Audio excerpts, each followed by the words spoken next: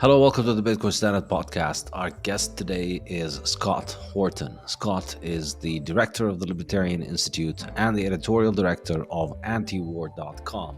I've hosted Scott before, but today he's got a new book out and he's here to discuss the topic of his new book. And the book's title is called Provoked. Scott, thank you for joining us. Happy to be here. Thank you for having me again. So, you've taken a lot of time off from Twitter, and I usually enjoy your Twitter, but you took a lot of time off from Twitter to finish this book. And it's Which was hard because I'm a Twitter junkie, man. I'm the worst. The worst. And now that I'm back, it's like I fell off the wagon, but the wagon was on one of them windy mountain paths, and I fell all the way off the cliff down to the bottom. Shattered my skeleton. That's how hard I fell off the wagon. Back on Twitter now. Yeah, no, don't worry. We will get you up to speed on your slacking and yeah, what I missed, man. Fill me in. Well, fill us in on what we missed. What happened with your book? So first of all, it's got, what is it now, 6,000 footnotes or something like that?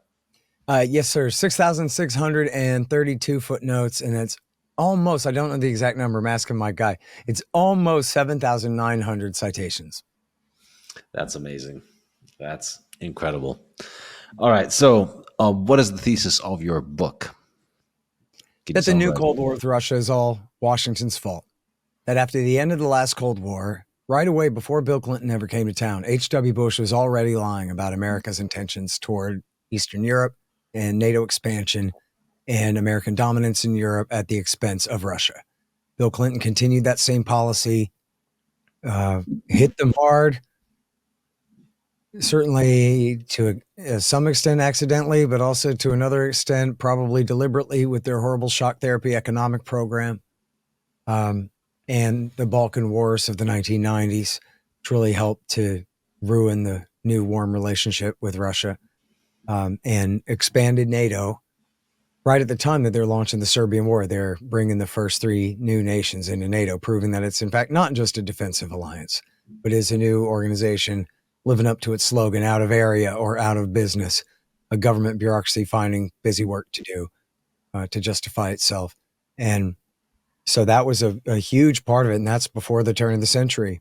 And W. Bush comes in, he tears up the anti-ballistic missile treaty and essentially trods all over Putin's good faith attempts to get along with America. He sponsors multiple color-coded revolutions, which this started with Bill Clinton, but W. Bush continued.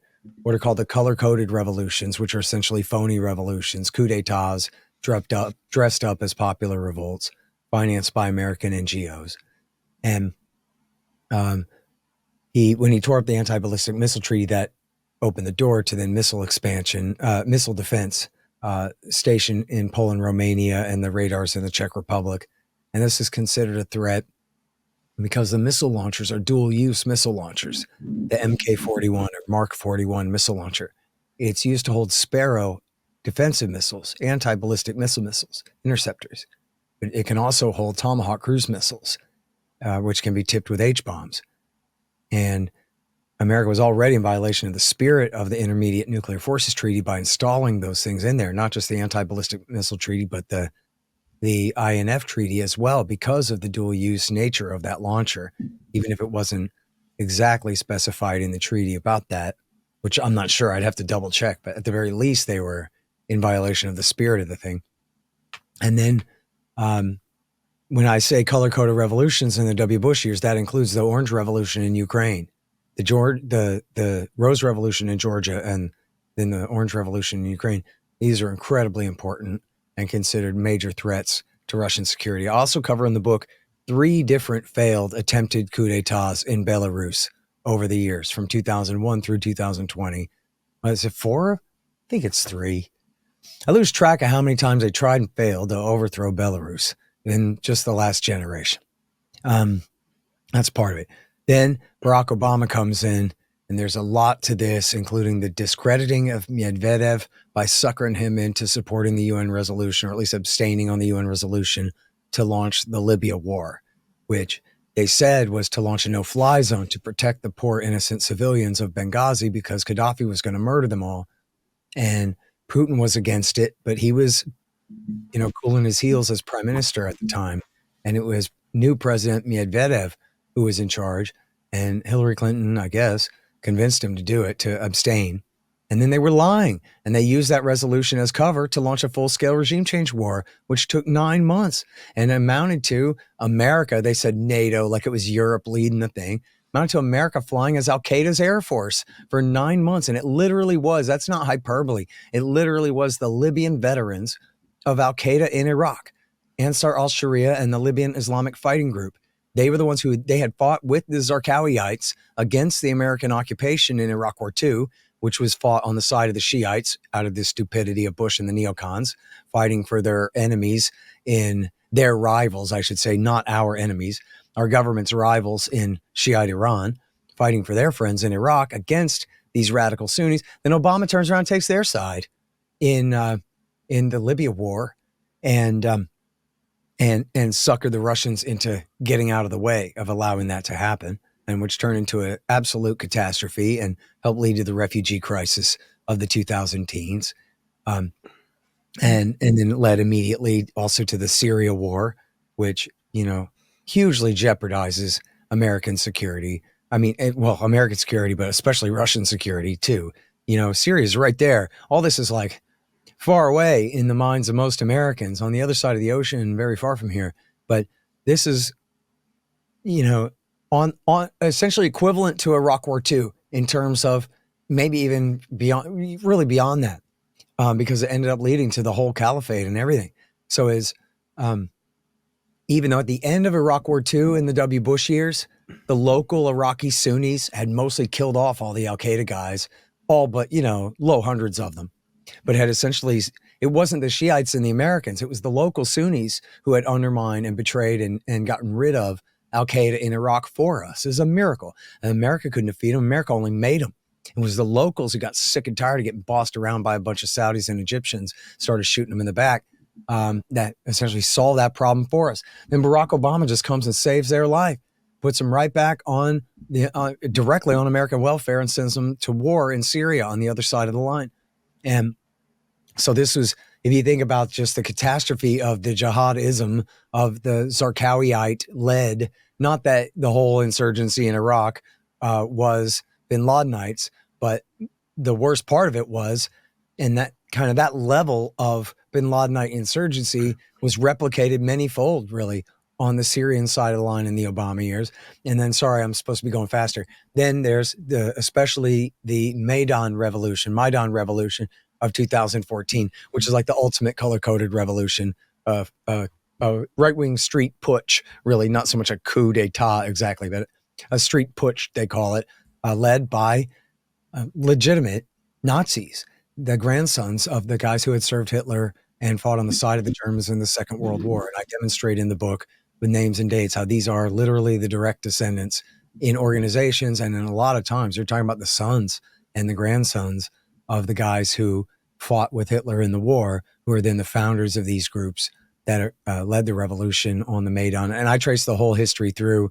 They were greatly enhanced by the Orange Revolution as well, even though that didn't get as much coverage. And they did play a role in the Orange Revolution as well in 2004. But in 2014, they led the effort and did the street putsch. This is what led to the loss of Crimea. And then the outbreak of essentially an independence movement, which is not exactly, people use these words and you never know about translations and stuff, but essentially they were arguing for statehood. They were arguing for like strong federalism inside Ukraine. They called it independence, but not true national secession. People use these kind of words in different ways and whatever. So they were essentially demanding like a strong federal, like what we would in America recognize as statehood level independence from the national government, while at the same time still remaining within the nation of Ukraine. And at American behest, the new junta, the illegal government that had taken over Kiev, launched a war against these people. And that war raged on for 7-8 years before what we call now the full-scale invasion by Russia in 2022. And which, Trump, when Trump came in, he was, of course, hemmed in by all of these absolutely false accusations about Russia controlling him, and et cetera. And I have about 75, 80 pages on Russiagate in the book. I hope people are really satisfied and understand. I hope I did it. I mean, really, man, it's just a research project. I'm not that great of a writer. It's sort of just like, hey, everybody, here's what I found out. I hope it's clear enough the way I tell the story about what happened in Russiagate and how the secret police and the Democrats framed up this whole thing is incredible. And it prevented Trump from, and I'm not saying he's Ron Paul, I'm saying he's Donald Trump, but still, whatever. It prevented him from getting along with Russia to the degree that he wanted to do. And in fact, he ended up even increasing arms shipments to Ukraine beyond what Obama was willing to do. And then, but he only got the one term, and then Biden comes in, and Biden really had been holding the portfolio, as they say, in the Obama years, and had really been in charge of Ukraine policy in the Obama years. Of course, the Ukraine-gate scandal and all that comes out of that, as we know, and I cover that in the book as well. But so Biden comes in, and he's basically the worst guy in the U.S. government on Ukraine. He's like, except John McCain's corpse, right? If anybody else was in there but Biden or McCain, you couldn't do worse than this guy. So he comes in and he spends his first year in office in 21, essentially being belligerent to the Russians, increasing like war games, for example, and also increasing permission and encouragement to Kiev to take a harsher stance, giving them like a moral hazard, like the Greenspan put. Hey, you know what you guys ought to do? You ought to poke your finger in Vladimir Putin's eye more. So, for example, they outlawed and arrested and certainly seized all the property. They may have let him go after a little while. They seized all the property of a guy named Medvedchuk, who I'm not saying is some hero or whatever, but I'm just saying he was Putin's like best guy. Putin is his daughter's godfather, and they're very close. This, pro-Russian oligarch, as you might correctly identify him as, and owner of a media company. And this very well may have been, and I think probably was, the decision-making point I think this is in March or in April of 21, that they did this to Medvedchuk. And I think it's very likely that this was the final straw before Putin decided he was going to go ahead and build up and launch the war. Then, of course, I guess I had neglected this, but this is probably true. And maybe I would even concede this to the Hawks. This sounds like something a Hawk might say, but whatever, all other things being equal, I think this is probably right. That Biden showed absolute weakness and fecklessness and incompetence in the way that he withdrew from Afghanistan. And that probably did embolden Putin. I don't like those kind of arguments of like, oh, you can never be reasonable because that's weakness and that will embolden the bad guy. But in this case, he wasn't doing he completely botched it, right? He completely botched the withdrawal that he absolutely should have done. I wrote the book, Fool's Errand, about get the hell out of there. That came out 4 years previous, saying, please, we got to end this war. We absolutely have to. And Trump's plan made sense. Trump's plan was gone by May 1st, which would have worked. That's before fighting season. That's the first day of fighting season, right? Like Elmer Fudd and Daffy Duck is rabbit season, duck season, rabbit season, duck season. Like, hey, fighting season begins in May. So we're going to be out of there on May the 1st. Sounds pretty good. What does Biden do? He comes in, he kicks the can down the road 4 months. Well, the Taliban doesn't. The Taliban continues on their timeline of seizing the capital city while the Americans are still trying to hightail it out of there. And it's a total catastrophe. If people want to hear me really try to explain what happened there, if you search my name and Afghanistan and Kennedy, not meaning RFK Jr., but meaning the wonderful Lisa Kennedy from Fox Business Channel, who used to do Kennedy Nation was her show. And she interviewed me 1 year later. So this would be in 22, at the end of August 22. I explained to her what happened a year ago. And that's probably the best I could do, for you there, if you want to look at that, anybody. But anyway, so Biden just absolutely botched the withdrawal there. And that probably did embolden Putin and his men a bit too, that this stupid, feckless old man isn't going to be able to, stand up to us, whatever, this and that. But then in the fall, at the end of August, into September, October, November, they're still promising expanded military interoperability, more training, more weapons, more integration of our communication and intelligence systems with theirs, and all the rest of this de facto NATO status. Everything but the Article 5 war guarantee. But we're making them a partner as much as we can. We're westernizing their military forces as much as we can, and blaring it from the mountaintops. And we're swearing to God that no matter what, we, the Biden government, swearing that no matter what, one day soon, we're bringing Ukraine into NATO. Bush said it. Obama confirmed it. I don't know if Trump mentioned it, but we sure as hell reaffirm it that we will bring Ukraine into the NATO alliance. And this is all as the Russians are building up and preparing to go to war. And then, as we know, from the fall of 21 into the very beginning of 22 there, hang on, I got to whistle at my dog. Oh, man, it's the lawnmower, man. He's going to keep ringing that bell. All through the end of the fall there of 21 and into the beginning of 22, essentially, the Russians were playing absolute hardball, but the Biden government was refusing to negotiate in good faith. I'm sure you remember well. The stance essentially was, don't you dare do it. And if you do it, then we'll help Ukraine fight you and we'll wage an economic war against you. Don't you dare. But they weren't willing to say, come on, be reasonable, sit down at the table, let's talk. And now this is really a problematic problem because they could have solved it. It was solvable. As I show in the book, the greatest graybeard experts, and I don't mean me and my friends and heroes, I mean even people that you would think of like the absolute leaders, the most powerful and influential people in the American foreign policy establishment over generations said that we should, even if we're expanding NATO eastward, even people who supported expanding NATO eastward, said that we should come up with a special status for Ukraine over and over. Even Zbigniew Brzezinski and Henry Kissinger, who were the two most influential Rockefeller guys from the 70s and ever after until they died just recently in the last few years. Even they and everybody else, they said they all, you know what they did? They invoked, obviously, Finland and Austria from the last Cold War, where these countries were not occupied by the Soviet Union. They were not members of the Warsaw Pact, but nor were they members of the NATO alliance and officially part of the West either. They maintained this neutral status through the Cold War. Because why? Because to join one side or the other would provoke one side or the other. It would complicate issues too much. Well, and of course, certainly they wanted to be free of the Soviets. They probably would have joined the West if it wasn't too dangerous to, right? But that's a thing. And of course, as we saw in the Cold War, when the Soviets crushed dissent in Czechoslovakia and in Hungary and in Poland too, it was their sock puppets that did it in Poland, that when they did that, the Americans stayed out.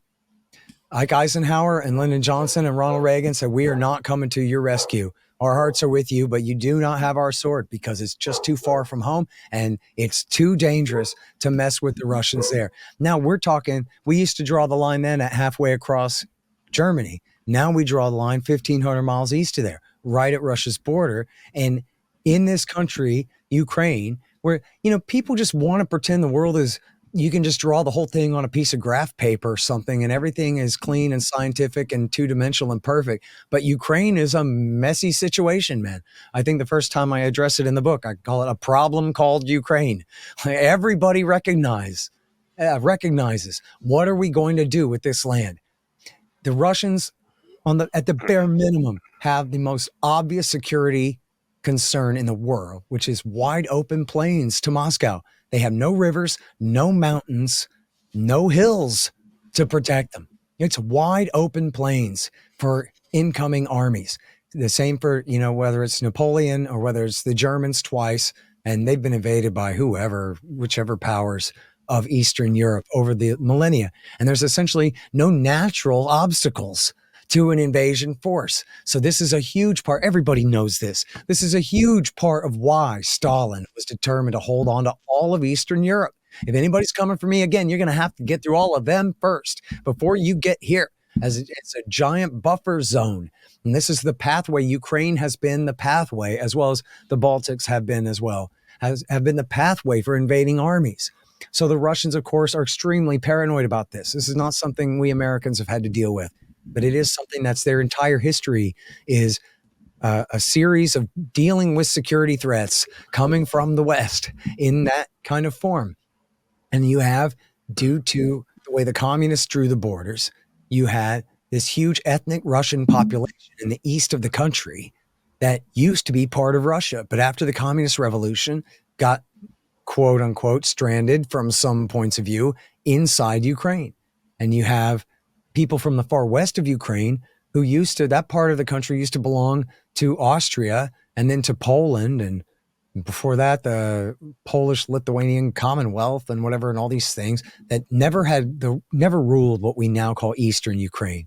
They had never been the natural sovereigns over there. And then we have, because as a lot of people understand, even in broad sketches, because of the tragedy of the Second World War, and well, first communism and then Nazism and then the war between the two, that you have a tragic situation. I mean, I even heard this as a kid, right? Like, this is kind of, I believe, very general knowledge, that in some places people welcomed the Nazis at first to save them from the communists. Thank God somebody's here to drive the Soviets out. But then you're still stuck with the Nazis now, and they're not here for you. They're here for them. And a lot of people found out the hard way that that wasn't so fun. Well, a lot of that history took place in Ukraine, and including a lot of people in Western Ukraine who fought with the Germans and signed up with the Germans to fight against the communists, but also against the Jews in the Holocaust in Ukraine during that time. And it was the Germans who did most of it, but there were factions of right-wing nationalists from the far west of the country who participated in that. And then these were groups that were backed by the CIA in the Cold War through the end of the 1950s in actual stay-behind operations, militia insurgency operations against the Soviet Union. And they stayed friends throughout the Cold War, and including some of their leaders met with Ronald Reagan and George H.W. Bush in the Oval Office in the 1980s. And then these were the groups. Some of these groups were the ones who then had come and grew into those that had launched the Maidan Revolution of 2014. So, but also, sought to really just dominate and force their culture onto the people of the East, and continue to try to outlaw the Russian language as an official language in government paperwork, and take it off the radio, mandate higher percentages of Ukrainian language in TV and film and radio, and all of these kinds of things that really are, amount to essentially a full-scale culture war against the more Russian culture in the country. And so it's just whatever. I don't think anybody, if anybody's being fair, listen to this. You're not hearing me take Russia's side. None of this is, again, just like we're talking about the bin Ladenites here. We're not talking about sympathy for the devil here. We're just talking about empathy. To just, like you're in charge of the military or something. Your job is to try to understand this situation as best as you can. I'm an American. I'm from here, and that's all I care about is, my hometown and my home state and my country, not theirs. I'm just telling the truth because it matters a lot. When they claim that, they hate us because we're free, then that means there's nothing they ever did that they need to correct. In fact, they should probably just quadruple down on every sin they ever committed before. And we saw where that led us over the last 20 years in Iraq and Afghanistan and Libya and Syria and Yemen and Somalia, and just horror show after horror show in the Middle East and Central Asia over there, Pakistan as well. They killed thousands of people in Pakistan, and got tens of thousands of people killed. And so, sorry, I get off on a tangent sometimes. And so point being that they had their opportunity to try to talk Putin out of this thing, and they refused to try to do that. His major concerns were that America was going to, one, officially bring Ukraine into the NATO alliance, as Bush had been promising since 2008, and that would mean a real war guarantee. That would mean that any future conflict over Crimea would be an Article 5 conflict between NATO and the Russian Federation, including probably nuclear war, and over Crimea, over the Donbass, or anything else. And he also said, credibly, I'm not taking the guy's side. He is exactly whatever you think he is. Fine. But he credibly said, listen, I'm afraid you're going to do this Aegis onshore anti-missile system from these dual-use launchers right there in Ukraine. If you put these launchers in Kharkiv, we're talking shortening flight times to Moscow down to 5 minutes for a hypersonic missile, maybe less 15 for 10 or 15, he said, for a Tomahawk. And it's just a massive security risk to them. Like, honestly, man, you could hate Putin. You could just absolutely have, I don't know, maybe your family survived communism and you just can't get over the fact that he was ever KGB in the 1980s. Whatever, man. Maybe you know somebody who died in this war. You just hate his guts. It still makes sense that he would be extremely concerned that America would be taking such advantage of Russian weakness that we would move our military alliance all the way into Ukraine. I mean, look at the map. It's not like it's a straight line down. Ukraine it looks like a giant chunk out of Russia. If you look at the thing, it goes far to the east of, say, for example, where Russia's border with Belarus and the Baltic states is.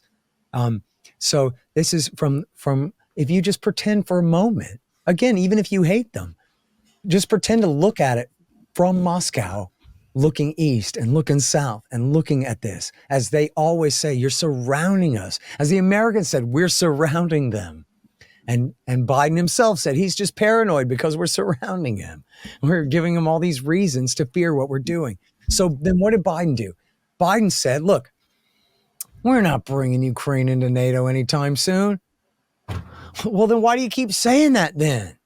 Well, because we have a policy called the open door. Now, this is just jargon. There's no door. This is a purely metaphysical concept, and you might recognize it as completely harebrained garbage, nonsense, worthless, nothingness, some Madison Avenue slogan. There's no reason in the world why anyone should be handcuffed and bound like this is some treaty we signed. That says there must be an open door, and the open door is if any nation wants to join NATO, that's between that nation and NATO. And no other nation's security concerns or other concerns are to be taken into account at all, ever, because screw you. We don't recognize any spheres of influence. I mean, except the whole sphere. It belongs to us. But no one else will have a sphere of influence anywhere. And that means that even if we want to take your Canada away, your Mexico away from you, we want to put military forces right there. And even if we know that you are paranoid, schizophrenic, freaking out about it, we're going to do it anyway, because there's nothing that you can do to dissuade us. And if you beg and plead and just say, guys, don't put us in this position, then we'll say you're evil and you're threatening us and you're a bully and we'll never give in to you.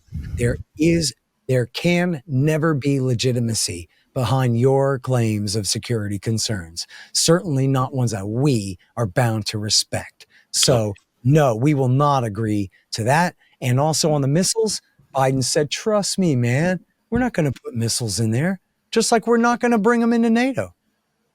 But sign a deal where I promise neutrality and not to bring them into NATO. Sign a deal where I promise not to put anti-missile missiles in Kharkiv, adjacent to this country. Never.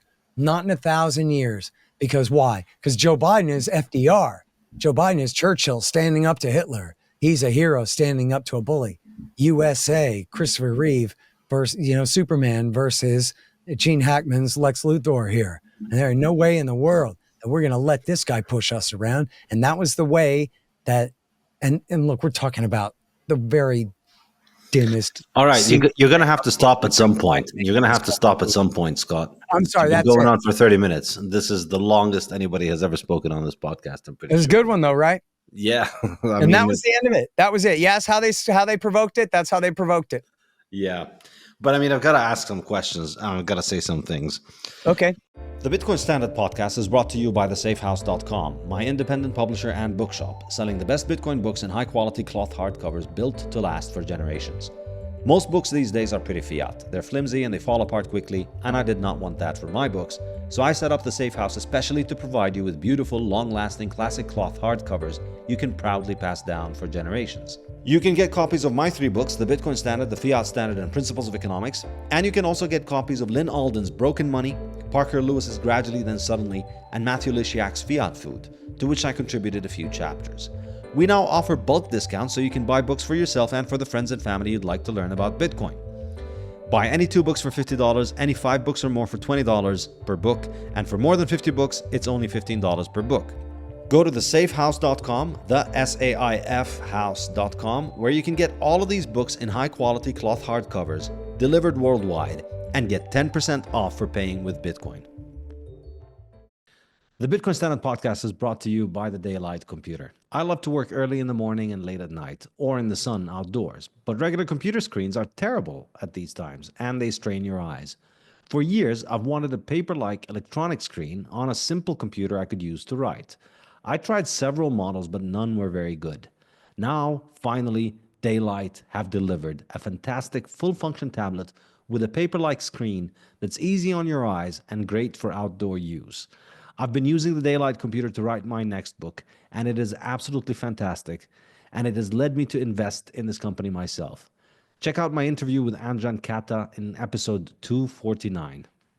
First of all, I mean, I'm just going to say this is not something that I claim to be an expert on, and I generally don't have strong opinions on this because even though I'm familiar with the main ideas, I haven't researched them strongly enough to hold strong opinions on it, and that's why I don't really speak about this topic publicly. But, you know, I've hosted you before, and I like your perspective on all kinds of things. And so I'm naturally sympathetic to this view that it is the American establishment that's out there provoking conflicts, because you see this all over, and you see that there's a giant industry in the US that benefits from conflict. And so they need a constant churn of wars in order to constantly be making money out of it. So I am kind of sympathetic about this. And I've heard people like, say, Jeffrey Sachs, Professor Mearsheimer also make similar points. And I can sort of sympathize and understand it. But on the other hand, I mean, there are some things that I'm not so sure are very convincing here. So first of all, this notion of all of these ideas that there were all these guarantees given to Russia about not expanding NATO, which I think, you know, you mentioned the example of James Baker mentioning it. I think it was to Yeltsin in the 1990s. Several other diplomats and bureaucrats had said this. But that's not a binding treaty. That's different. Yeah, so it doesn't have to be at all. That's a red herring. No offense, but that's just totally like a fake argument. It's not a fake argument because governments, you know, you can't expect the people of Ukraine to be held for decades based on what some dude named James Baker said in 1991. They are not responsible for him. Let me give you an example. Nor even is the U.S. government responsible for something that James Baker said in a personal conversation in 35 years ago or something. When America made a deal with the Soviet Union about how to deal with West Berlin, wholly surrounded by communist East Germany, that was based on a handshake deal that stood from 1948 all the way through the end of the Cold War in 1989. When America broke China away from the Soviet Union in the early 1970s, that was based on a handshake deal. There was no treaty with Mao Zedong, but we made an alliance with them against the Soviet Union. And look at the Cuban Missile Crisis, when Jack Kennedy sent his brother to make a secret and deniable deal with the Soviets. Remember, I don't know if you know this, the story that the American people were told for decades was that brave Jack Kennedy had forced the Soviets to back down. And that was because the deal was secret and deniable. But the deal was that Jack Kennedy actually agreed in virtually equal reciprocity to remove American Jupiter nuclear missiles from Turkey, and implicitly, they didn't even agree to this. It was just understood that that probably meant remove them from Italy as well, and promise never to attack and invade Cuba again. And those security guarantees on that handshake, secret, deniable deal have held since then. We haven't put nuclear missiles back in Turkey or Italy since then. We haven't invaded Cuba since then, even the whole time it was controlled by the communists all along. And as I show in the book repeatedly, and I quote endlessly all of the academics and scholars about all of this, agreements are made based on, and including treaties and major moves, are based on spoken word and handshake agreements all the time and constantly. A final treaty ratified by everybody's Senate and all that, that's only on the biggest issues and in the most extreme degree. I mean, you can even look at like the JCPOA, for example, Obama's nuclear deal. That wasn't a treaty. It was still signed. It was ratified by both houses of Congress at bare majorities. That's not a Senate constitutional treaty. Good enough deal. It was enough to get it signed. And in this case, George Bush Sr., the president himself, told Gorbachev, looked him right in the eye and said, if you allow these countries to choose to no longer be in your Warsaw Pact alliance anymore, we will not take advantage of that. That might as well be carved in stone. And it's the same thing for James Baker's promises, and same thing for Robert Gates and Hans Dietrich Genscher, who was the foreign minister of Germany, and John Hurd, I think it's John Hurd, the foreign minister of Great Britain, promises from Thatcher and Major, the prime ministers themselves, telling them that we are not going to expand NATO East. We promise, and especially Genscher, but others as well, said, and that includes by name. That means we cannot go to countries east of Poland, east of Germany either, like Poland, the Baltics, Hungary, or the rest. And we promise, and they were lying. Wait, before they were lying. And it was based on these promises that Gorbachev agreed to allow reunification. So that's not just a promise, that's an agreement. And they made it. And it was based on those agreements, on those statements, that he pulled his troops out of Germany and allowed reunification. So you can't just say, oh, well, Baker floated the possibility one day and then it all floats away. That's just lousy scholarship. As I show in my book, they promised it over and over again. And they're great scholars like Joshua Schifrinson and Kimberly Martin and Mark Trachtenberg. He's the best. Mark Trachtenberg at UCLA has a giant thing. I wish I had plagiarized him more, quite frankly. I'm sorry I didn't. I think I even say in my footnote, for the ultimate refutation of every argument against this, see Mark Trachtenberg. He'll bake your cake and send you home, man. Forget it. You're done. They do this. They make spoken and handshake promises, that agreements and real deals are then based on those sub-promises and so forth all the time, every day, every nation. So the fact that it's not in a treaty, that's Peter Baker in the New York Times, man. That's not you and me. That's a bunch of crap.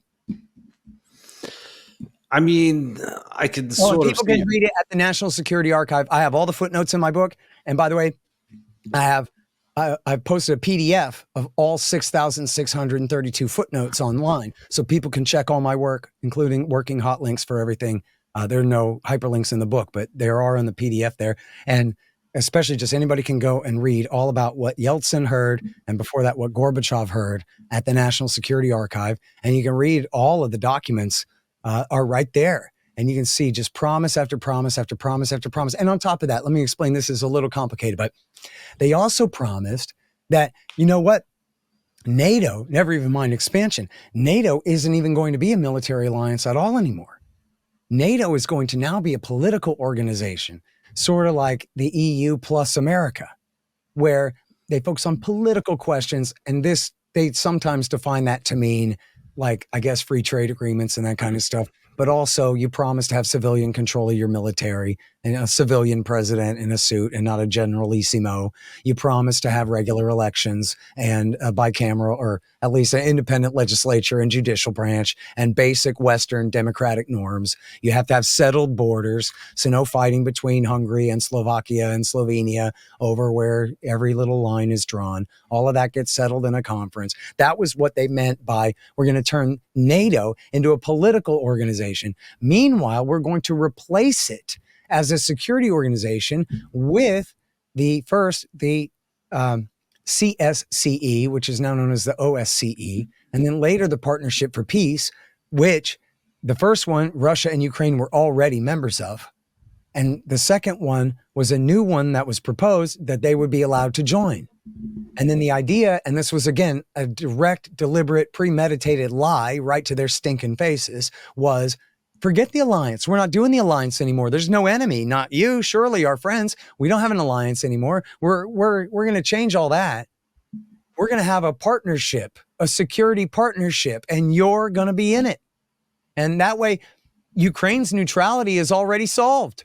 Russia and Ukraine are going to join it at the same time as everybody else. We'll all be in it together. That way we won't be bringing in Eastern European nations into the NATO fold while keeping Russia and Ukraine on the outside of it. That puts them in an awkward position, especially when we start coming for Ukraine too. Now we're really pushing our luck while the Russians know that they're never welcome to join. There is no partnership. It's still the alliance pointed at them. As they admitted way back in the Clinton years, the real plan, this is what they told each other in secret in the documents, not what they told the Russians. The real plan is neo-containment of the bad bear. The real plan is not to erase the dividing lines of Europe as they claimed repeatedly, but to move that dividing line east so that every country that was afraid of Russia could be protected by us, but we would not have to join in. We would not have to invite them to join because they're too big and they got too many nukes and we would have to let them have too much of a say.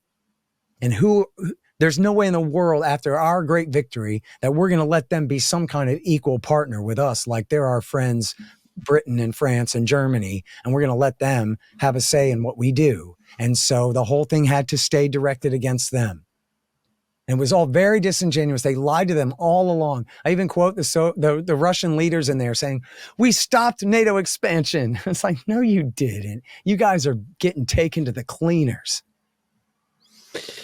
Yeah, I mean, I see your point there, but then at the same time, I mean, I'm going to pose this hypothetical for you. Imagine the same kind of thing was happening in Mexico. Say the Russians or the Chinese were color revolutioning Mexico and supporting somebody against, the usual U.S. approved puppets that take power there. Mm-hmm. And they're obviously going to get pushback from the U.S. Now, in that situation, I can't imagine you and the anti-war crowd cheering on the U.S. war.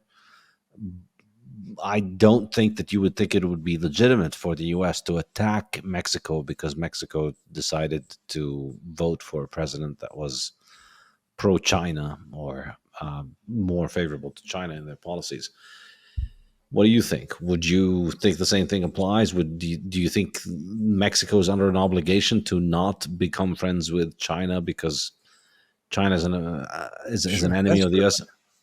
Well, I'll give it to you two ways. First of all, what would the real USA do where Scott Horton will never be the president? What would America do in that situation? We would threaten to kill them all, and then we would start killing them all until they reverse the policy. That's a fact. America, we nuke Beijing. We nuke Moscow. There's absolutely zero chance that the U.S. government would tolerate such a situation in Mexico or Canada, period. Now, what exactly would I think?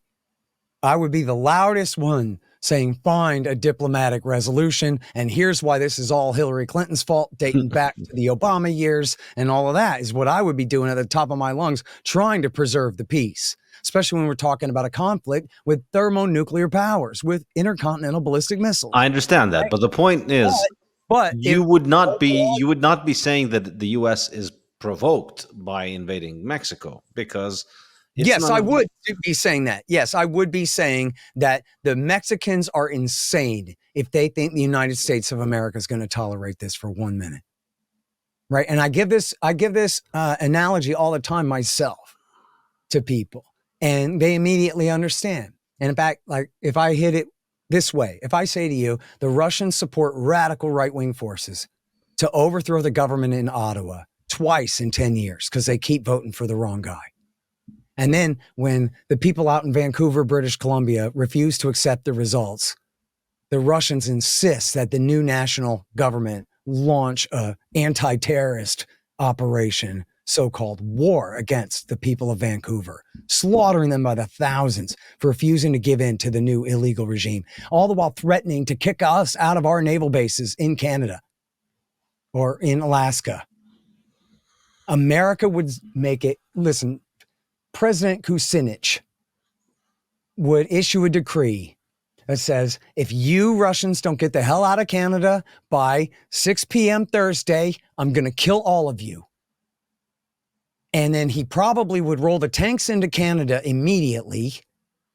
And then the Russians would be on a TikTok to see whether the whole world dies or not in a thermonuclear fireball. But no American president would tolerate that happening in Canada. Not any time in the next 300 years would any American president tolerate that. And in fact, when I say it to you that way, it sounds completely absurd. I sound like I'm the crazy one, but all I'm doing is explaining to you exactly what America has done in Ukraine to them. Yes, but what I'm trying to... Not to our wonderful, wise, patient leaders like George Bush and Barack Obama and Joe Biden, but to the most insane psychopathic killer on the planet, supposedly. This absolute madman is who they're doing this to. And on the basis that what's he going to do about it? And then look at what he keeps doing about it. It's completely crazy. It is really crazy. And then, but I'll also switch it up back to Mexico a minute, because this is an analogy I cite in my book that comes from Alexander Solzhenitsyn himself, the great Soviet dissident who wrote the Gulag Archipelago and who was half Ukrainian. And he says, listen, imagine if, I'm elaborating and paraphrasing a bit here, but bear with me, okay? Imagine the American empire falls, and not only do they lose all their satellites in Europe and the Middle East and Asia, but they start losing states west of the Mississippi River. And states in the Southwest start going back to Mexico, like let's say, for example, including Texas, start going back to Mexico. But the USA still exists east of the Mississippi, and it's still got a strong military. But then, and everything's cool for a while, but then the Mexican government starts trying to outlaw our Protestant churches and starts trying to outlaw the English language and starts openly waging a culture war against the Anglos, half of the population of Texas. What would the US government do then? They had a violent coup, and then the Anglos of North Texas, in my daydream scenario here, decide to resist violently. The USA would just sit there. I mean, maybe with the Democrats in charge, but probably, at least you understand the metaphor that I'm making here. That's what Putin is being asked to do. He's being asked to sit there and watch while people who are essentially Russians, sorta, kinda, not 100% and not so cut and dry, but it is what was called Novorussia. And these people are ethnic Russians and Russian speakers. Their loyalties are very divided. I absolutely concede that, no problem, because it's true. But still, he's supposed to just sit there and just watch these people be killed for another 7 years, another 8 years, as this thing goes on and on and on. That again was started by Obama and Biden. You know, I'm not saying the Russians played no role in backing their side of the fight there, but there's just no question that it was the U.S. side that forced the issue to a violent conflict in 2014. Okay, but let me get back to the metaphor that I was making. I can't help but think, if the shoe was on the other foot, as they say, if everything was reversed in this case, I think you'd be a lot more critical of U.S. foreign policy, wouldn't you say? I'm not so sure. I think, look, China's a thermonuclear power, and they're from 7,000 miles west of my nation. What the hell do they think they're doing putting a military base in Mexico? Absolutely not. I mean, I don't know, absolutely, yeah, but no, I do not consider, and look, I consider the preponderance of the problems between America and China to be the U.S. government's fault. Maybe if we had had better leadership, we'd be the bestest friends of the world, and they'd have pulled down their red flag a long time ago, and everything would be just fine between us, and we wouldn't even care either way. But in fact, China is a major power, and I don't consider them an enemy at all, but they're certainly our government's rival, if not adversary, and they have H-bombs. I'm going to let them put military bases in Mexico. I would, if President Horton would severely question why Chairman Whatsits thinks he needs to do something like that, and we would play some hard-ass ball diplomacy until he changed his mind and until the Mexicans changed their mind. And yeah, I might say absolutely not, I forbid it. There's just no way. And in this case, see, it's not just that, but they're also taking away San Diego, right? It's China occupying Mexico, but now they're going, you know what? Southern California actually belongs to us too. And they're trying to take away our naval base. right? That's what's going on at Sevastopol and Crimea, and imagine, honestly, bro, imagine any power in the next 100 years, 200 years, trying to take San Diego away from the USA. We would go to nuclear war. Absolutely, we would. I wouldn't have any say in it, neither would you, but there is zero chance that any American national security official, any president in charge, is going to let people take away not just pieces of our territory, highly valued piece of our territory, but our naval bases on our coasts. You know, they're just not going to do that. And Crimea is slightly complicated, but only slightly. It's basically a Russian peninsula with a Russian base on it. That's why they wanted to take it away from them, of course. Yeah, well, I mean, look, perhaps what's really, perhaps another problem here is the idea that I'm going to just put it out there that you, as an anti-war person in the US, you're more likely to see the faults of US foreign policy than other countries' foreign policy. I'm a huge fan of Rothbard. I think maybe the one disagreement I have with him, or one of the major disagreements I have with him, there aren't many and they're not very major, but I believe he underestimated the extent of the malice of Soviet foreign policy, for instance. That's a fair criticism. I've heard Robert Higgs say that personally, you know? Yeah, I don't think anybody who reads my books would think that I'm overly sympathetic to any of America's enemies in there. Yeah, well, I mean, Rothbard, you can sort of see why he'd be biased to see that, because he's seen the establishment in the US lie about so many things that that would be my motive too. Yeah. Yeah.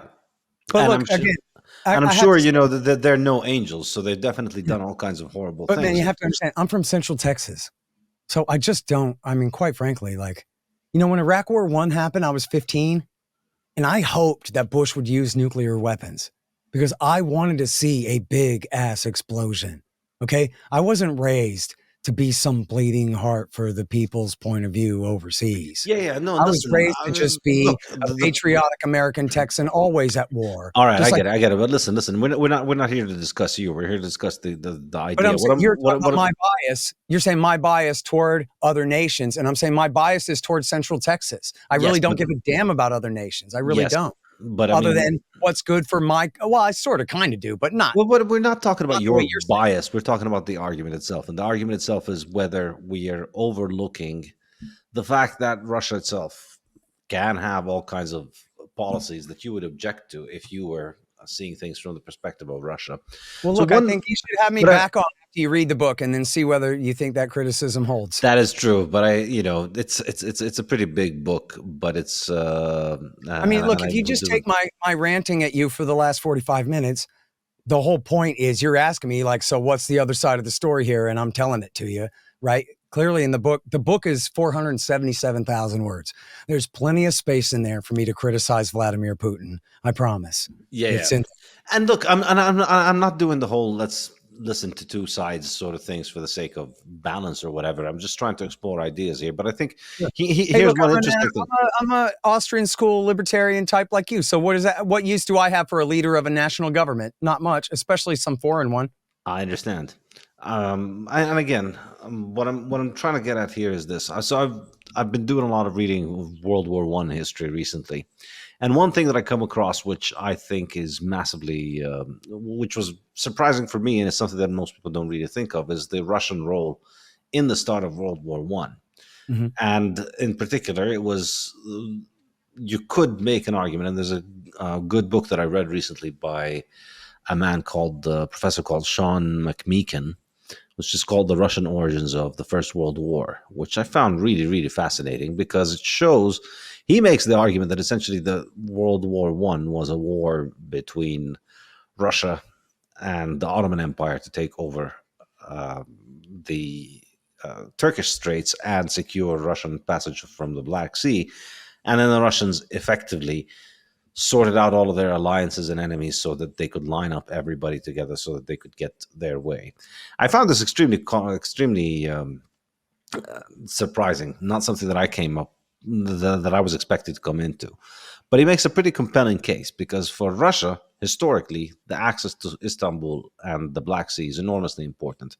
It's enormously important, first of all, religious reasons. Since the fall of the Byzantine Empire, the Russians have considered themselves the flag bearers of the Orthodox Church.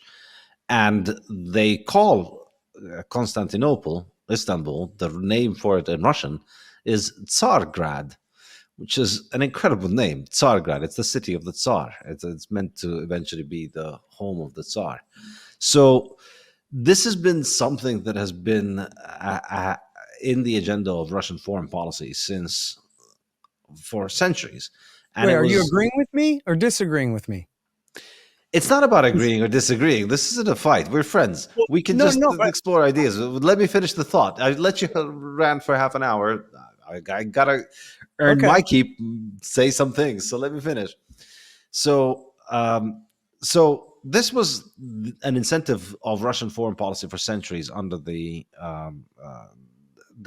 Tsarist rule. It remained an important objective of Russian foreign policy under the Soviets.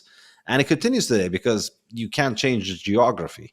And the importance, other than these religious and cultural importance of Constantinople, the most important thing about it is that Russia's northern ports on the Baltic freeze in the winter, whereas the ports on the Black Sea don't freeze in the winter. So if you want to run a global empire, if you want to have naval forces that can go out into the world, if they try and do that from the Baltic Sea, they can only do it for 6 months, whereas if they have the Black Sea, they have access year-round. So this has been a major sticking point for the Russians for centuries. And of course, the other aspect is the fact that, as you mentioned, the plains means that control of this area in Eastern Europe makes Russia vulnerable. So couldn't the case be made that if we were looking at it from that perspective, it's really a Russian aggression that is very amenable to being provoked in order to try and secure these centuries-long geopolitical objectives? I hear you, but no, because look, I mean, first of all, my first premise is, as a libertarian, like every nation state is artificial. None of this is truly legitimate. On the other hand, I have to argue from all other things being equal, as we all understand too. So Crimea is really not a question of private property rights here. We're talking about which nation state owns it and controls it. And it belonged to the Russians since 1783, which is before, that was the same year that we signed the treaty to end the American Revolution, 4 years before we wrote the American Constitution. So if Virginia and Massachusetts belong to the USA, then Crimea belongs to Russia. If there's such a thing as nation states owning things, which I think we have to accept for the sake of argument here. And then the only in other words, all other things, ceteris paribus kind of deal. Now, pardon me, I got to clear my throat. The dictator Khrushchev, the general secretary of the Communist Party, gifted Crimea to Ukraine, not, back in the Lenin days, but in 1954. And it was only because after Stalin died, he needed to shore up support from the Ukrainian Communist Party. And that was where he was from. And so by doing that, and he's celebrating 300 years of Ukraine and Russia being joined into one empire together, here was the excuse of the holiday he was celebrating when he did it. And so control over Crimea went to Ukraine, but it didn't really make any difference because it was under communism and everybody was answerable to the Kremlin first anyway. So it didn't make that much difference for the administration of the situation on the peninsula. Then after independence in the end of 1991, it was a huge controversy. And I try to go through the entire, it's in a few different places because it comes up in different times. But I go through the controversies over the status of Eastern Ukraine as well as Crimea at the fall of the Soviet Union. And what was Russia going to do about it or not? And there was a question of whether there was going to be a war or whether Ukraine was going to be strong-armed into going ahead and giving up. If they're going to declare full independence, in fact, what it was Yeltsin believed that even though he had worked with the Ukrainians to wreck the Soviet Union, that still they would come right back into his arms and that they would form a new treaty. But they didn't do that. They maintained a level of independence that he wasn't counting on. So then it became a controversy of who's going to control the Donbass and who's going to control Crimea. And there was a question of whether they were going to go to violent conflict. But at the time, they decided it was more important to suck up to America and the West. And they thought they would have enough influence in Ukraine. So they procrastinated solving the issue. And then all through the 1990s, certainly in the early 1990s, there's this whole series of controversies over Crimea's independence. There's a whole population that lives there too. And they're in supermajority ethnic Ukrainians, although there are Tatars there who, very much did not want to join Russia. They're very much the victims of Soviet communism. And in their eyes, therefore, the Russians probably, at least is a huge part of that. So they would certainly have been a dissident faction there, but a minority. And they went back and forth over the status of Ukraine, their level of Crimea, their level of independence, their level of sovereignty or autonomy under Ukrainian rule. And that held from 1991 through 2014. And essentially what they did was the Russians would give them a break on the price of natural gas if you just let us keep our naval base at Sevastopol, where the Black Sea Fleet has been stationed since literally the 18th century under Catherine the Great. And that was always the way it was until Barack Obama and Joe Biden blew it up. It wasn't Vladimir Putin that ruined everything. It was America not only overthrew the government in this violent putsch in 2014, but immediately, and I don't know exactly the American role in this, but I'm sure that it's a very probable speculation that they were involved in this. The former Ukrainian presidents wrote a letter demanding that they cancel the Kharkiv Pact and kick Russia out of their naval base at Sevastopol.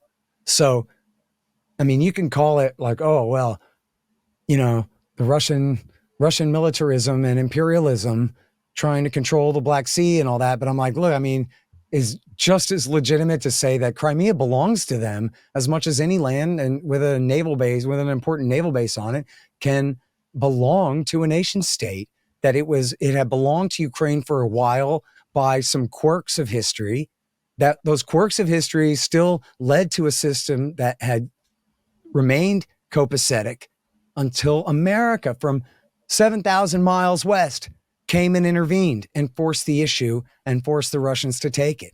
So look, I agree with a lot of what you say about, yes, of course, this is extremely important to Russian power, but it just sounds, what you said, and the reason I was being a little facetious there about, are you agreeing with me or not, is essentially you were explaining all the reasons why America is really pushing their luck to force this issue, pushing the Ukrainian people's luck to force this issue. And, back in 2014, Putin joked and said, we thought about, it would be really nice to go down to Sevastopol and I know what it was. It was, we sure would like for our NATO friends to come and visit us at Sevastopol for the holidays. But we decided that we would, just keep the base and let them visit us instead of giving the base to them. Right? Because that's even what we're talking about. We're not even talking about forcing them out. We're talking about giving it over to America, right? Giving it over to the West, to NATO at their expense. You and I would be crazy to think that the Russians would tolerate that. Of course, they're not going to tolerate that. Again, any more than any American president would tolerate some foreign power trying to strip San Diego away from the United States. There are some red lines where people will fight before they give in to something like that. And clearly that's what's going on here. So yeah, that's not to say that Vladimir Putin is the Denis Kucinich of Russia, who never had any choice but to do the things that he did. He's a tough guy. He's the kind of guy that you probably should not get into a knife fight with if you don't have to, And they didn't have to. That was the thing. They're forcing issues way out of their business and jurisdiction, where they have no business to do this, and especially when it's at the expense of so many other people. This podcast is also brought to you by the Bitcoin Way, your professional Bitcoin IT team offering you personalized, secure, and comprehensive solutions for every step along your Bitcoin journey. The Bitcoin Way offer live concierge service to guide you with your Bitcoin cold storage, running your node, privacy best practices, inheritance planning, corporate strategy, and multi-sig solutions. They don't touch your coins, they guide you through the process of acquiring your coins and securing them. If you'd like to make your setup safer and more reliable, book a consult with them and see what they have to suggest. If you want to give someone the gift of Bitcoin, get them this professional service that will ensure they start off knowing exactly how to manage their coins and not lose them. Go to thebitcoinway.com and start Bitcoining more confidently. Yeah. I mean, I think, yeah, I can definitely see your point. Now, what do you think is the motivation driving this policy? I mean, I can, even though I could make the counter argument for it, I still see, obviously, U.S. foreign policy is belligerent in general. They're going around pushing people around, trying to provoke them to start a fight to get the military-industrial complex to eat. But other than that, what do you think is the deeper agenda here? Is it just we need enemies, or is it just leftover Cold War agenda that we just have to keep fighting Russia, or is it just historical? Yes. We need to find somebody to fight and. No, I'm going with the second one there. I think primarily it's an ideological battle of the angels versus the devils. And everybody knows that America is always the good guy and our enemies are always evil. And we're always doing the right thing by intervening to save the good people from the bad people and this kind of crap. I've heard it my whole life. And I know that, yes, of course, they lie to us and frame it that way, but they lie to themselves and frame it that way too. And I know that I almost regret having to say this because it sounds like I'm making excuses for them. People used to get mad at me when I would say that George W. Bush is stupid because it sounds like I'm saying he's not responsible for the things that he does. But of course, he's still responsible for the things that he does. But boy, was he unwise. Boy, was he unable to judge what's going to happen when he does the thing that he's going to do, to even have anything like a reasonable guess about how his actions are going to be carried out in the end. He was a dummy and a very bad guy, too, who did very bad things. And to me, that's not really a mitigating circumstance for a president.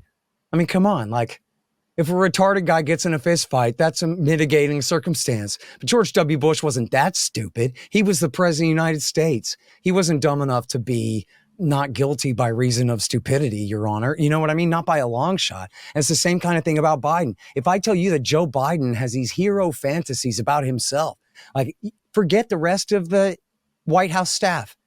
Forget the rest of the Congress, forget the Council on Foreign Relations and the neoconservatives and the rest of the foreign policy establishment. What about just Joe Robinette Biden, the guy at the desk in the chair who actually gets to call these shots? What do we know about him? We know that he likes himself a lot and that he thinks he's really great and really brave. And boy, does he like facing down bullies and being a heroic, tough guy. And like if you're from a neighborhood and you grew up around boys, then you know. Sometimes the strongest boy in the neighborhood's a bully. Sometimes the strongest boy in the neighborhood likes beating up bullies and protecting the other kids, right? Well, that's who Joe Biden is. Why did I ever tell you about that time I faced down Corn Pop at the swimming pool?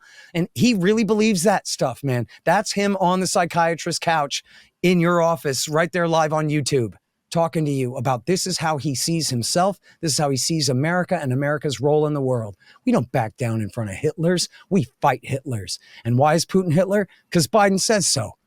And of course, I have to say, the Russians talk the same way. And I'm not parroting Russian propaganda here. I'm just pointing it out to you. I have very little of this in the book, but I thought that this was notable and quotable. That the way, you know how the Americans always point to Munich when Neville Chamberlain tried to appease Adolf Hitler by telling him, fine, take Czechoslovakia, but just don't take Danzig or anything else after that, and declare peace in our time. I talked Hitler out of being violent anymore, everybody, Neville Chamberlain said. What a humiliation. The dumbest thing anybody ever did, blah, blah, blah, blah. Well, the Russians have that same story. In the Russian story, it was the Ribbentrop-Molotov Pact, where the Soviet Union and Nazi Germany agreed to a permanent peace between the two of them that lasted 2 years, and that they would invade Poland together and divide it. And Putin said in his war speech, what a mistake it was to try the policy of appeasement. against the dictator Adolf Hitler. Appeasement never works when you're up against aggressive nations like this. And we have no right to make the same mistake again. In other words, he sounds just like damned Joe Biden. They sound just like each other. All their enemies are the evil German Nazis, and they're the hero facing them down. Meanwhile, the Germans are nominally on our side. And in fact, that's a huge part of the war, right? Preventing Germany from having too close of a relationship with Russia, which is the direction that they were headed. Yeah, it certainly feels that way. I think you see these constants. I mean, Russia has changed tremendously over the last century and a bit, going from a monarchy to a communist regime and to democratic republic, nominally, whatever you want to call what's going on these days.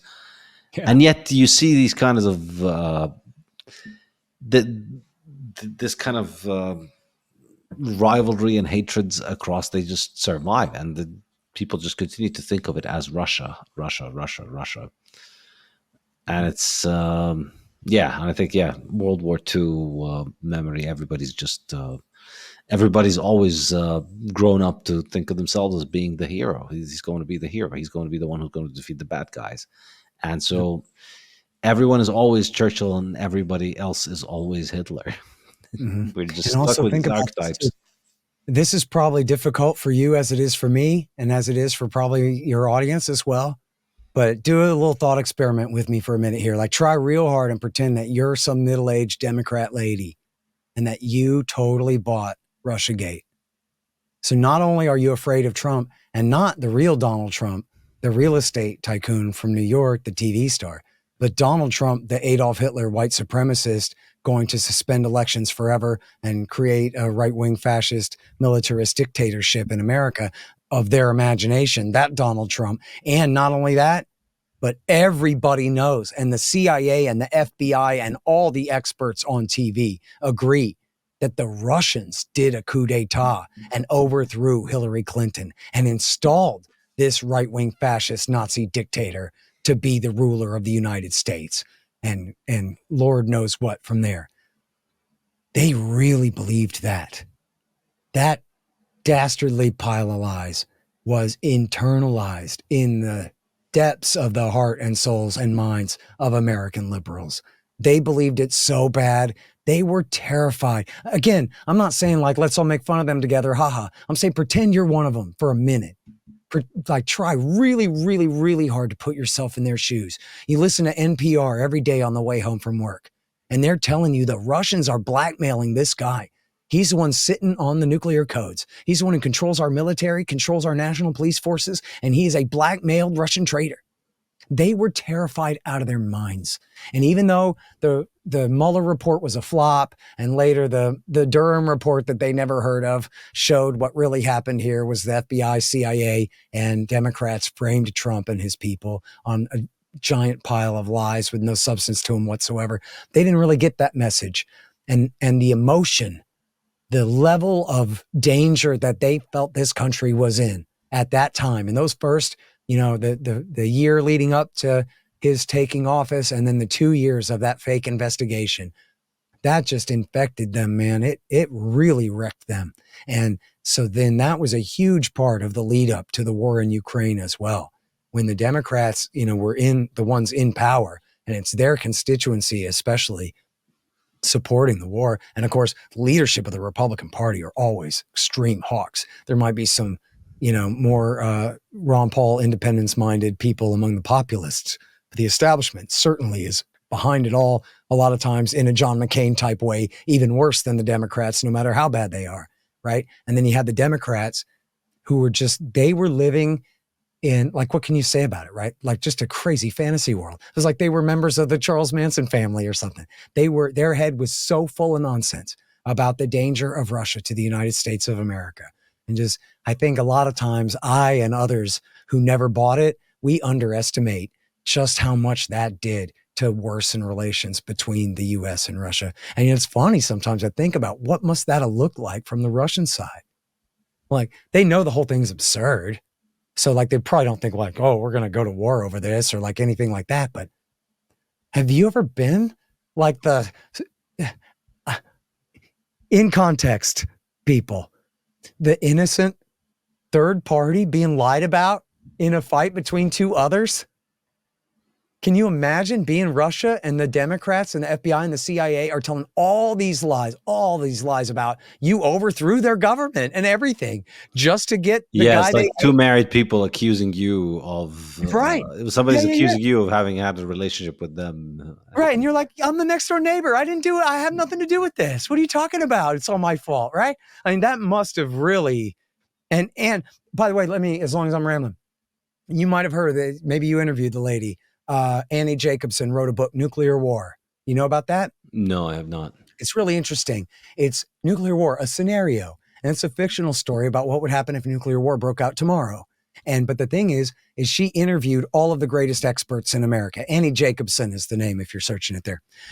She interviewed the head of SAC, the head of the Air Force, the former secretaries of defense, the former heads of the CIA, and all of the people who really could tell her a lot about nuclear weapons policy and nuclear war policy. She really got she could have written a real expert's nonfiction book about it, but instead she decided to show a fantasy about what it would be like, but based on a real education of what it would really be like.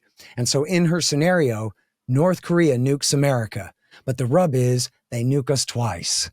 And that means the presumption is they're just going to keep nuking us and nuking us and nuking us until we wipe their country off the face of the earth first.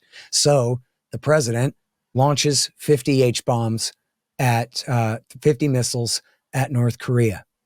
But in Russia, the analog to Vladimir Putin in the story, or maybe it just is Vladimir Putin in the story, he sees these nukes coming and they have to fly over Russia to get to North Korea. And so in the story, the president of Russia sees them starting to come over the pole and he says, oh, I see what's going on here. The Americans who do nothing but lie about their enemies, and especially me and Russia, they're nuking us. They're going to tell the American people that we were the ones who did it, even though it was North Korea. And they're using it as an excuse to launch a preemptive nuclear war against Russia. Well, I'm not going to stand for that. And he hits the big red button and nukes America off the face of the earth too. Based on, and she even cites Iraq. She says President Putin, looking at his radar screen, thought about Iraq and all the things that they said about Saddam Hussein to justify attacking him, and thought, oh, I see what's going to happen here. They're going to blame it on me and they're nuking us now. But she left out, he could have also thought all the lies they told about him. Oh, he supported Assad just because he loves fascism so much, not because he was protecting a secular government from a bunch of bin Ladenite head choppers, right? Or, oh, he blackmailed Donald Trump and overthrew the government of the United States because the Democrats can't stand losing one that they tried to rig, and the rest. And so that's the kind of danger that we're playing with, right? Like, imagine a situation where America, another separate situation, I don't know, whatever, even in the current situation, where we have all of these outstanding issues with the Russians, some extremely serious ones in the current case, obviously. But now, how about now there's no trust at all? Now I can't believe a word you say, and you can't believe a word I say. We're refusing to answer each other's phone calls. We're going on TV, calling each other war criminal and all of these things every day, making sure that we can't talk. I mean, if the devil was here, that's what he would do, to set us up for a miscommunication to lead to nuclear war. What if, look at the Russians just launched giant missiles with multiple independent re-entry vehicles on them. Well, that could be mistaken for a nuclear missile. What if somebody thought it was? Or what if, and this is what Ted Postal, the scientist, says. He says the Russians, their early warning systems are some ghetto trash. They're nothing compared to what we have. We have satellites that can detect any rocket launch anywhere in the world. They don't have that. They could make a mistake and think that they're being nuclear attacked when they're not, under 10 different circumstances where their signals get crossed. And instead of giving us the benefit of the doubt, you might know the different stories of Russian military officers giving us the benefit of the doubt in quieter times, right? In the early 90s when we're all getting along, and they mistake a Norwegian rocket launching a satellite for a nuclear first strike. And then they go, nah, wait a minute. And they hold their horses and they don't panic because, come on, we're friends with the Americans. They're not going to do that to us. Not now. But what if that happened now? What if the Norwegians launched a rocket and the information got lost in the chain of command in Russia like had happened before? They might really panic and think that this is it. And this is the kind, I'm not saying I think nuclear war is likely, but I'm saying they have raised the temperature and the danger on it to an absolutely intolerable and unacceptable degree. And go ahead. So where do you see this going now? The way things are going after the couple of years of war, we look like we're witnessing horrific attrition, and it doesn't look like either side can grab a decisive victory anytime soon. Although who knows? War is unpredictable. But how do you see this going? Well, I don't think the Russians are trying to sack Kiev. So in terms of total victory, like their occupation of the whole country, I don't think that was ever really the goal. I think probably at first they thought they'd take the whole east or everything east of the river, the Dnieper River there, which is, it sort of bisects the country, although it has a big bulge toward the east there. But I think, right now they control virtually all of Luhansk. They're almost done taking all of Donetsk. They control, forgive me, I haven't looked at a map in just the last, little while, but I believe they control more than half, if not more than 2/3 of Zaporozhye and Kherson. They don't control the other side of the river in Kherson province, but they control everything on the eastern side of it. And I think they're going to hold on to that. I think the question now is whether they're going to try to take Kharkiv, whether they'll succeed in taking Kharkiv, the province and the city. And also Odessa is in the south. Somebody asked Putin about it, and he goes, yeah, the weather there is nice, and it's historically a Russian city. And, that would be a whole other look. If that happens, that'll be because peace talks never happen in this war. That wouldn't be till later next year or even after that. I don't know what it would take for the Russians to go that far. But I think that, as Kamala Harris would say, Russia is a bigger country, and the momentum is with them. They're the ones in the position of strength, which makes it very difficult for the Americans and the Ukrainians to negotiate, because essentially they're only negotiating how much they've lost. And they should have gave it up a long time ago. They should have negotiated their way out of this in the first place. They should have never let the Americans get them into this, push them into this, and keep them in this the way that they have done. The high watermark of their efforts was in September of 22, when they took back virtually all of Kharkiv and a bit of Luhansk, as well as half of Kherson down there in the south. That was their best counteroffensive. And then after that, you might remember that the former chairman of the Joint Chiefs of Staff, Admiral Mike Mullen, and the current current chairman of the Joint Chiefs, Mark Milley, they both said, you guys should negotiate now while you're only this far behind. This is as good as it's ever going to get. And then they were overridden by the weenies, right? Jake Sullivan and Antony Blinken. So don't listen to Admiral Mike Mullen. What does he know about fighting? and then they kept the war going, and then they've done nothing but lose more and more territory and more men since then, more and more wealth and the destabilization of their land. And it's been a horror show. And I think they're in a very difficult position, and so are we, because, Donald Trump, he said he wants to end this war, and I believe him that he really does want to end it. I believe him that he's afraid of nuclear war, and that he just cannot see the angle in supporting a proxy war on Russia's border. There could not possibly be anything worth the risk to him, as he's explained over and over. On the other hand, he plays hardball, and he's not just going to go in there and give away the store. He's going to go in there and go, look, if you don't do this, then I'm going to do that. And all these things in a way that, and with Marco Rubio and a whole other group of hawks leading his national security cabinet, I think, initial attempts at negotiation could very well fall apart. And I think, also it's very bothersome that the Biden government has authorized the use of these longer range missiles, the ATACMS, inside Russia, because they're not a game changer in the war. They don't really help Ukraine at all, but boy, did they anger the Russians. They don't really frighten them, I don't think. They don't really change the game on the ground. but they make people so mad because they're striking and including killing civilians deeper into Russia. So that creates huge political pressure for Putin to do something horrible, if not crazy, in response. And we still have 7 weeks to go before the change of power in Washington, D.C. So Biden thinks he's being, cute and coy, getting away with some sucker punches. This is my speculation, I guess. I have some indications of this from the press that their thinking basically is that they don't think Putin will do anything because he's going to bide his time until Trump gets there. So then they think that they can, barely improve Ukraine's position by launching these attacks. But then what do we see in response? The Russians deployed and debuted a brand new hypersonic missile with multiple reentry vehicles. And the way I understand it, and I'm not the expert on this, but I'm deferring to Danny Davis, the Army expert. He told me we know that it was one missile that they fired at that target last week that launched 36 MIRVs, separate, conventional, thank goodness, warheads from it that then travel at, they say, up to Mach 15. And then I saw this morning on Twitter, someone posted a clip of Putin saying they're picking more targets throughout Ukraine.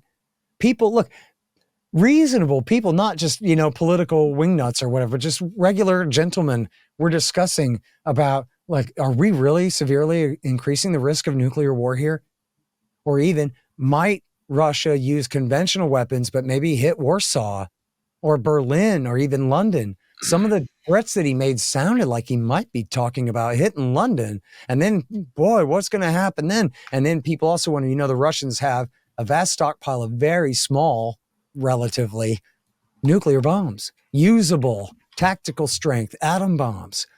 People, not just, again, political wingnuts, but regular people in the discussion in the foreign policy establishment are saying, geez, I wonder if now they're going to break out their atom bombs.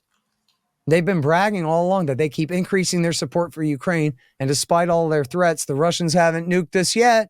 They haven't broken out the atom bombs yet. Maybe that means that we can push it even further. We had reports like that in the Washington Post and the Wall Street Journal after the Ukrainians invaded Kursk. The Americans, the Biden government was telling the newspaper, hey, look, all those threats about using nukes, and here our guys have invaded their country and they still aren't using them. I mean, maybe this proves that we just do whatever we want and they'll never use nukes, right? They're just brave and getting braver. But meanwhile, they just lost an election on a mandate. I mean, to a guy who's on a mandate to end this war, while they are recklessly escalating it like this. And again, yeah, but keep this in mind. Remember, George Bush II ran on a platform of we're going to be done with all of this nation building stuff. We're going to be done with all of those. And I think there's a case to be made that you could actually probably sell a war better with an anti-war president, or at least a nominally anti-war president, because he comes into the office, he's got the support of the anti-war people. And then when he turns and he says, all right, well, this is serious business. When I was out of office, I could be anti-war, but now things have escalated, or the intelligence community has changed their assessment, or they've informed me of things that I didn't know, and now we've got to go in. So I think... hey, look at J.D. Vance right now. That's J.D. Vance absolutely has already changed his tune on this. Yeah. Yeah, there's way too many neocons in this new administration. Well, actually, I'm not certain. Well, I like to use that term very narrowly. I don't know if there's any literal neoconservatives. Elliot Abrams certainly was one in the last administration, but they're all a bunch of right-wing hawks anyway, which is not much better, really. Yeah, I mean, they've got, how to say this politely, it's impossible. But I mean, I think it's like the next generation of neocon, which is essentially just TV bimbo that gets on, raises the flag and talks about Israel and just, pre-programmed. At least, the Wolfowitz and the Abrams, they could compose their own paragraphs at least. Right. But I think this new generation is just, just get on stage and clap for Israel, and then you'll make a paycheck and you'll get an appointment in Lockheed Martin when you're done. Can you imagine Marco Rubio sitting in that chair? That just kills me. I mean, and look, we're on the heels of just a string of the lousiest secretaries of state you could possibly imagine. But Still, Yeah. I hate to ever use that term offended, but this deeply offends some sensibility in me that guy is going to be sitting in Thomas Jefferson's chair. Just drives me Yeah. up the wall. Oh, It's so pathetic, like how all of these people, the new people, they're just generally bimbos. There's no nicer way of that's a good putting way it. to put it. Yeah. I mean, you can't really disagree with them much because what is their life's work? They're not disagreeing. They're just politicians.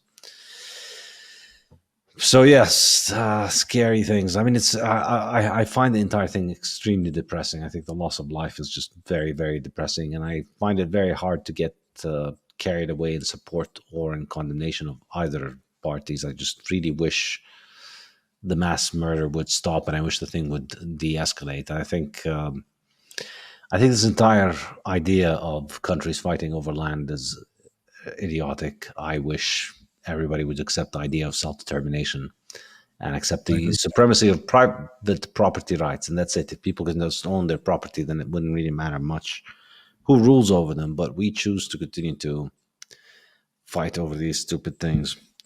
What are we going to do? Very But well said. yeah. Well, Scott, thank you so much for joining. Thank you for all of your insight, and thank you for writing the book. And I hope more and more people read it and think hard about what is happening. Hopefully, it can make a difference. Well, thank you very much again for having me. Appreciate it. Cheers, man. Have a good day. You too. All right. Okay, so Max should stop the recording now. You wanted to talk to me about the translation you mentioned. You Yeah. mentioned about this yesterday. So really, the way that I do it generally is that publishers, or in my case, it's Bitcoiners, they get in touch and they organize the thing. So I see. yeah, the ideal thing you want to do is just find a publisher in those countries. But another thing that I'm considering doing, which might make sense for you, is that you can self-publish a book in other languages, even if you don't speak the languages. So you just need to hire a couple of independent people to translate the book independently of one another so that they can check on each other's work Mhm. and make sure that, it's good quality. And then you can just list it on Amazon in the country where you want to translate it. Then they do print on demand, and then it's available worldwide, anywhere you want to list it. People could just print it and have it done. So I believe this might be your best bet, other than That's an contacting important point publishers. about you got to get 2 people per language so that they can double check each other and stuff, huh? Yeah, because if you don't speak Yeah. the language, it's very difficult. Makes sense. All right. That's great. I think, you know what? Social media must have the cure to this out there somewhere, right? Where this can be done. Just by asking. Yeah, I mean, I think you could. I know the Bitcoin community is very tight and extensive and global, but also very familiar around the world too. So I don't know if I had that equivalent type network really, but Yeah, that's a little bit different, and also they're very evangelical about it. They really want to Right. translate the book to give it to their uncles and cousins and so on. I did have people volunteer to translate my previous books, but they never followed through. Like Oh, they yeah. started, but they never finished and I just didn't have the money to really pay them what they were worth to do it. So Well, it's getting a lot cheaper now because you could do a big chunk of the translation with AI, and then you just need somebody to review it, or a couple of people to review it. I think. Well, I'm not Yeah. sure how good that is, but I think it is probably good enough for a first draft, so that the right. first translator doesn't have to rewrite the whole thing. He just needs to edit it. That's such an important point. I hadn't really thought of that. That you could get it to spit out probably a pretty good translation. Better than Yeah. Google, whatever, Yeah. This is what I'm considering. I think instead of selling my rights to foreign publishers, I could just run the translation operation and then just list on Amazon Yeah. in those countries. Well, that's great. I mean, I saw your screenshot there of all of your books in all of these languages, and I'm just like, oh man, you're just killing it out there, dude. I want to emulate that. And honestly, like, I don't give a damn if the book ever sells in Russia, but I wouldn't mind selling it every other country in the world if I could, Why not Russia? Oh, not that I'm against it, but just like that would be the too obvious thing. But I honestly am not really trying to help them at all. Like, you know what I mean? For example, I quit going on RT back 10 years ago or more because I went on there a few times, but I'm no dummy. Like, I get it that they're trying to make America look bad, and so am I. But I'm doing it for different reasons, and I'm trying to make the U.S. government look bad, but certainly not in the interest of any foreign state. The Russians have whatever problem that they have with America. I'm not trying to help them trash America. I'll just do that over at antiwar.com, which belongs to me and my guys. You know what I mean? They can do their own bullshit. They invited me on their network over the last week or two, and I just told them, no, I don't want anything to do with, and because it's not about money. Like, I can make money selling it in Russia, I guess. They would like it. But it's sort of like Bill Hicks going to England and then trashing Texans the whole time. Like, I don't want to be that guy, dude. I'm from here. Yeah. I like Bill Hicks, but I disagree with that. Yeah. No, I get it. All right, man. Thank you so much again. Absolutely. Thank you too. Great to talk to you again.